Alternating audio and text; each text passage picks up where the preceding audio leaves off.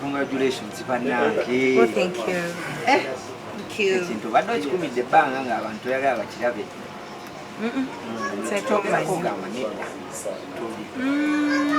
Mpola mu maaso ko kale byali byakatandika era nagamba because nedda. Yeah, because nali njagala mbanjulira ekintu nga kiwera. Tumaze n'ogumu omutima n'ogakati nkikubire public. Because mbadde nyina okola baby shower. Ate sinze yagyekoledde nga nyina abantu bange. Bambi mikwano gyange abagambye bannange kamaama nene mbigwamu era bwe nabigwamu ngaba naye bulijjo nyina abantu abanjagala bunti nyina mikwano gyange nyina baganda bange abanjagala bwe bati moreover nga abamu tebalina wano.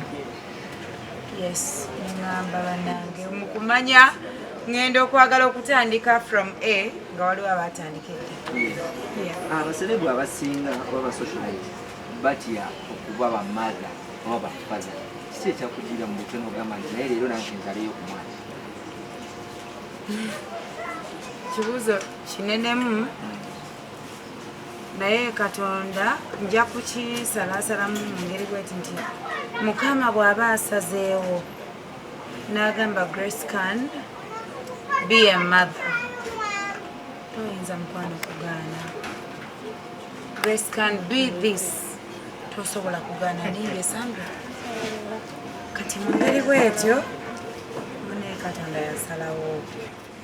Ayinza okuba buliawo nga olaba teyasalawo bulungi oba teyasalawo mbubi oba teyasalawo bwati owulidde mwanyi muganda wange naye nooba nga okikkiriza kasita okikkiriza nakikkiriza. Taata w'omwana yani bannange twagala kumanya ku taata w'omwana. Taata w'omwana nja kumubanjulira mu kaseera akatuufu. Yes. Allegations zibadde zigamba oba emabega kaawo ozireke zimire taata mbadde nkusaba zimire obuuze ekiddako aseka taata ozimire tugande ku kiddako. wabe wabuuzayo ku kibuuzo owulira otya okubanga oli ku baby shower eno? Ndi musanyufu munnange nze bwolaba. This is not a surprise. Yandibadde surprise singa saagitegeera. Naye nze bwolaba munnange nayina omukulu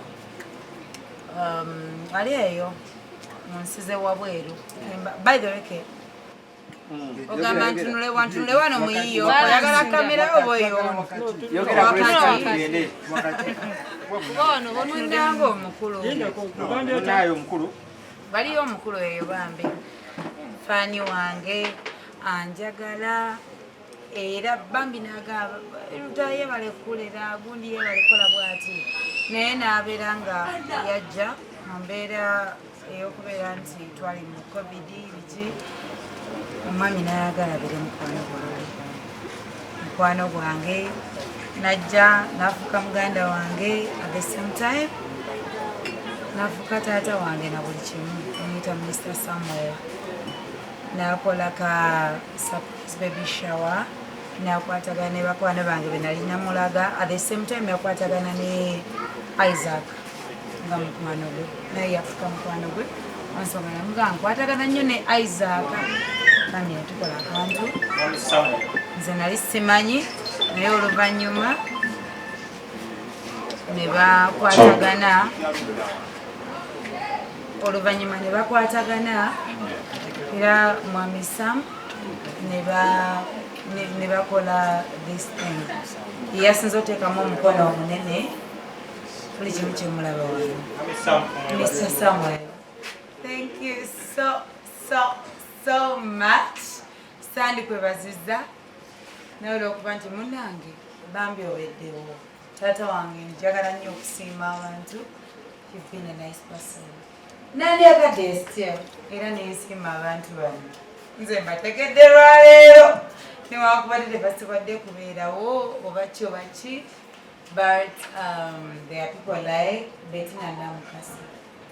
Sweetheart, fenayogere bingi ebyange naawe twayombanga tutya tukoze tutya mu New Eagles tujja kusulawo but for Bettina Namukasa's sake Isaac Olins Sijjo? Yes. Kati ono omutwe wange asobola otegeera buli kimu. Weebale nnyo maama.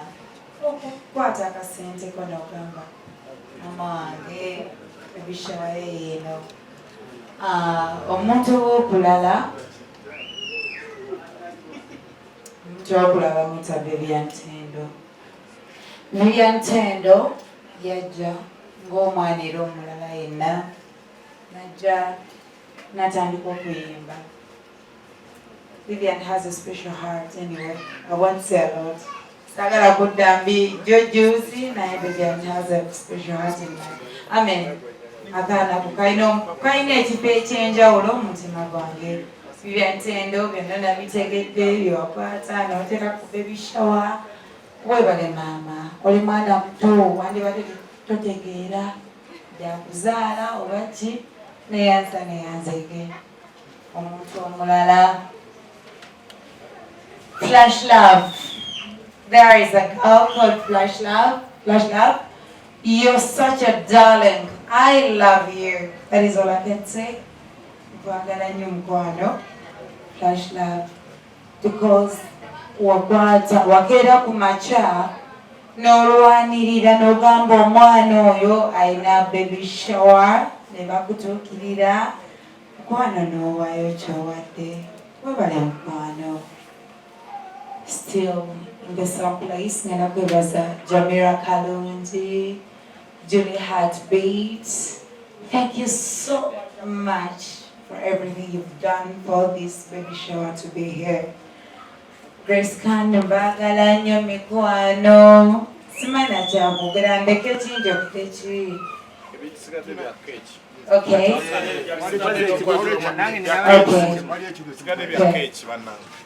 Okay. Abayimbi bagamba temutera kusala naddala emyaka gyo. Nsonga ki okugana emyaka kino kanzaali ate ngwali tukufiikiwo yakalyayo. Katoli muto. Okay. Sandra, njogere ki?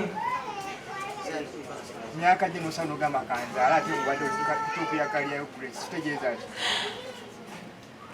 I would say, ebiseera ebisinga mune Katonda yasalawo. Katonda bakuleetera ng'omwana ye ndaba ku TV. Bambi muzaale ky'oba okola.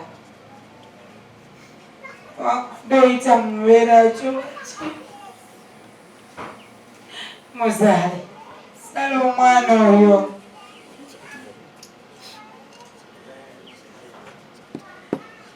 Muzaale buli ngeri wajja kubayo abakwagala wajja kubayo abaagala bambi omuzaale sala omwana oyo ebisigadde byonna byo bijja kujja oluvannyuma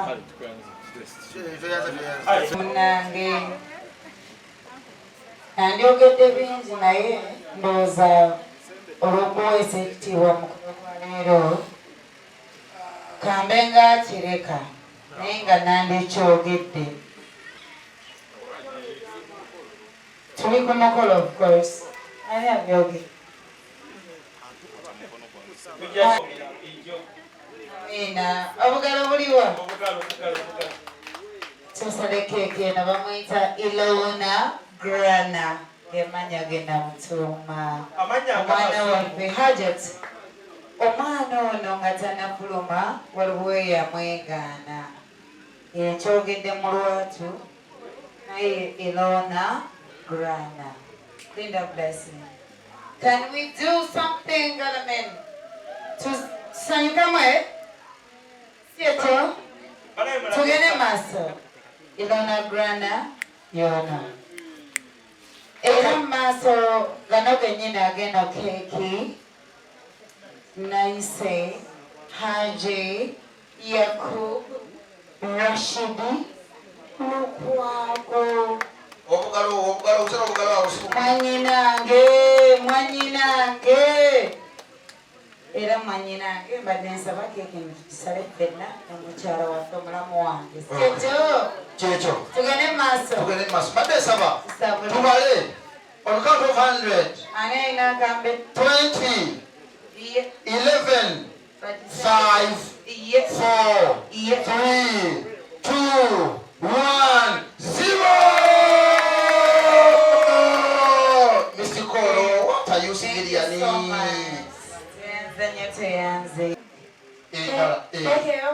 Wavude wa Asia omwana ono nakula naye mama kange bamwita Asia muwala muislamu n'omwana gwengenda gwengamba nti mukama aba mumpadde muislamu. Amina. Amina. Amina. Ani atuulidde? Gamba neighbor. Bambika mama kaisilamu omwana bamwita Asia. Nange Asia neyanzanyo neyanze yeye maaso ga Haji nsaba kufukamirako. Mama fukamira. Mama fukamira. Era ne maaso ga Haji ati nfukamireko olyawo mikisa nagenda najo. Si muntu mubi. Olukumpa wonnamwezo. Ndi muntu mulungi. Era bwembere benawo neŋŋamba ono kamubeerewo mbeera mulungi. Naye nga omanyi igwe nakola obubi mu mbeera eno. Tusaleko ekigwe. Tusalako esaawa eno nzibu gwe Grace. Grace tusaleko eki esaawa nzibu nnyo tukwate akasoba nange mu happiness ey'enjawulo oluvolo basebusemu wuya nga wuya. Ongere omulama gw'okusalako ekigwe. 2, 1.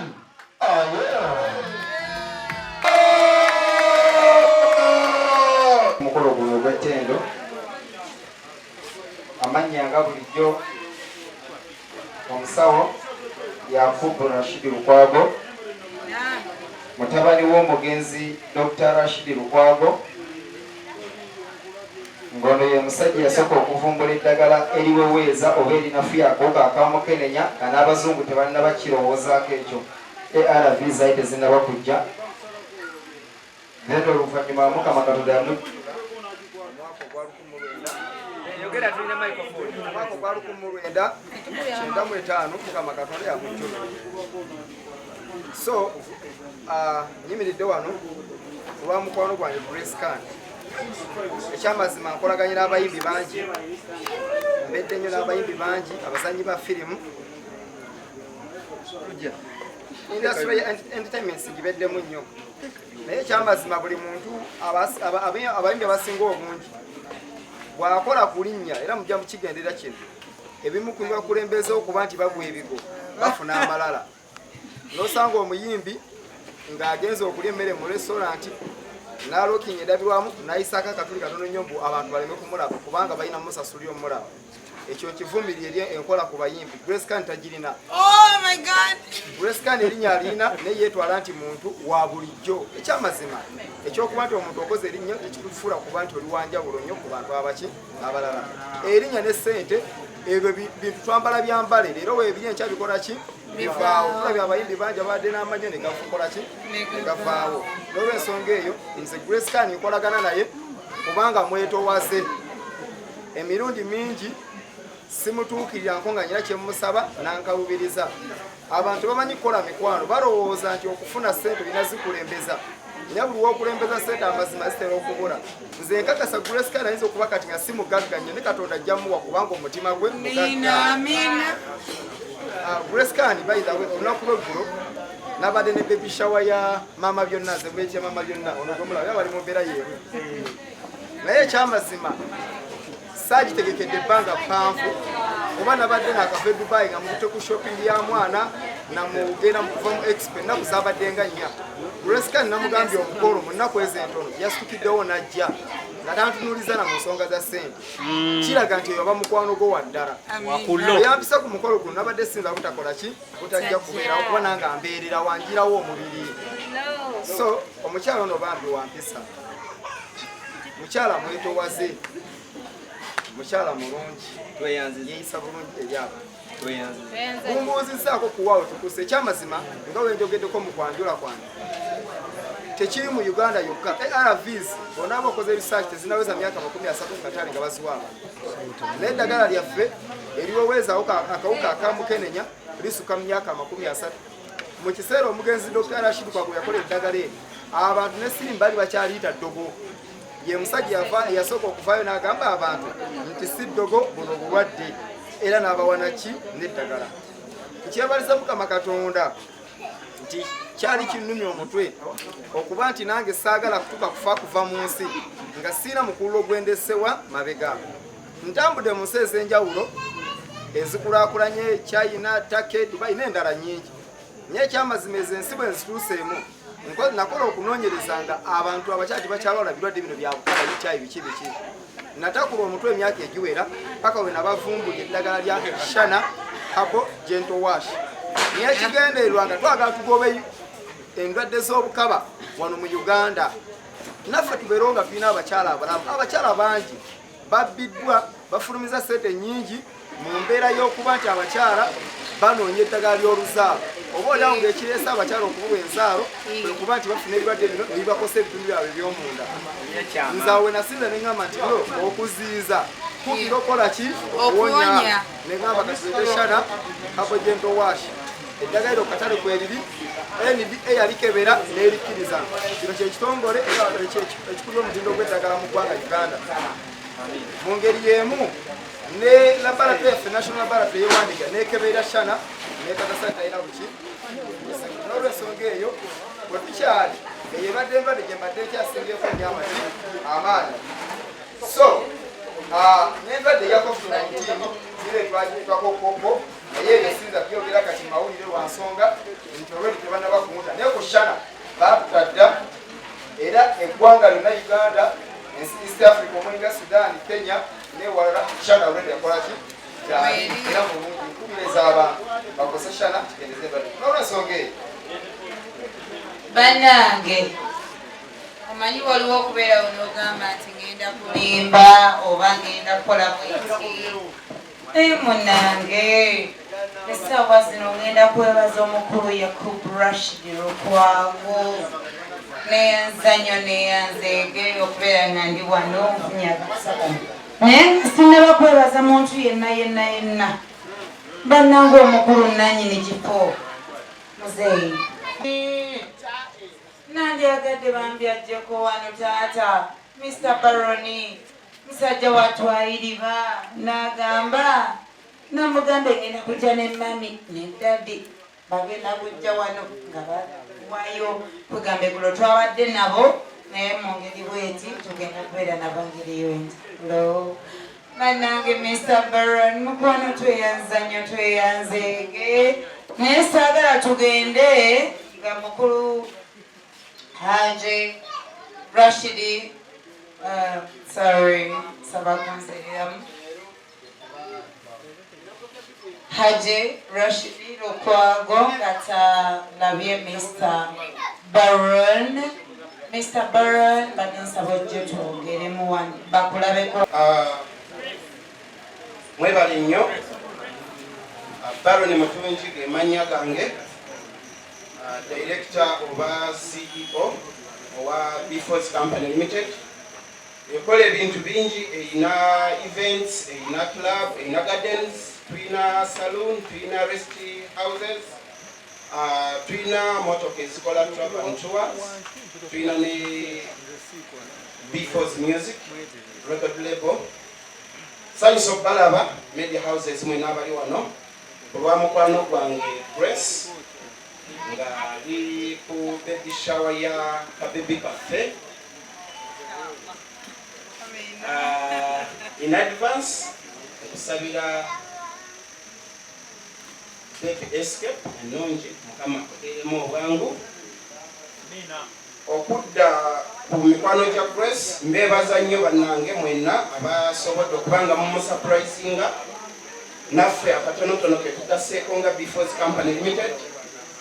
Grace ayise ne mukwano gwe Dr. nsanyusa okulaba mu kifo kino. Grace okufuuka mukwano gwange bannange yafuuka mukwano gwange kubanga ali mu talent gye njagala nnyo okusinga.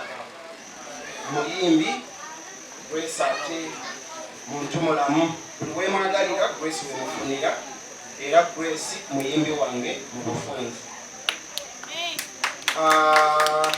Eyayongera okumugattako ye Opafambo babeera bonna eyo gye barekodingira ennyimba. Nze manager Opafambo buli omu amwetaaze. Mwebale kujja, mwebalire ddala. Ayina omukolo yenna asobola okuleeta wano naddala nnyo mwe kati abamu Haji yanjagala obulungi n'embubi kano kazeewo byonna bwange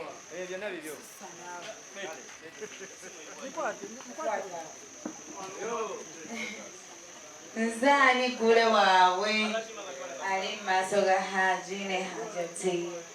Haji ye ng'omuntu Haji Rashid Yacob Lukwago was my friend and I always liked him. Kubanga munange kyayogera kyategeeza. Taata wange munange samugamba ti munange nnyina ka refugee akagira ne kagira naye benna benna Haji yabitegeera n'asirika bwekye tugende maaso. Haji Rashid Lukwago ne mami nayimbidde eggulo muwage zine mu bannange tugende maaso abange ate nga mukyala munno yasobola okusobola olunaku lwaleero obubaka kibosobola okuba. Oh my God, Rema Namakula, congratulations. Webale buta intervening abantu bintu bye personal life. Abantu bamalako emirembe maama. Webale okusumula okugana osumula okukireeyo. Nakusasirireeyo. Gama mulungi. I'm so happy for you. Wekiba ekyo kye bagamba. Webale okusumula okukireeyo. Jona mulungi. Kanje. Amanyi okuminga abaisiraamu. Musiraamu? Ibula omutwe gwe guyise omusembe. Manito. Omwana yennyini kekimwana Ngaki. amanya kyabasiraamu. Ngamanya ki. Amanya gakennyini kyogaba gatezeko mu Agabaisiraamu ngamanya ki. Grana, eh? Okay. Grana has a meaning. Erinnya Grana nga ddyo lirina kye litegeeza. Era amanya g'Abaisiraamu. Kuba kitaba Muisiraamu. N'enzanyo neyanzeegera okuba nti Mukama yampa omukisa ogw'okuba nti oboolyawo nazalamu kitaawe Omusiraamu. Yes.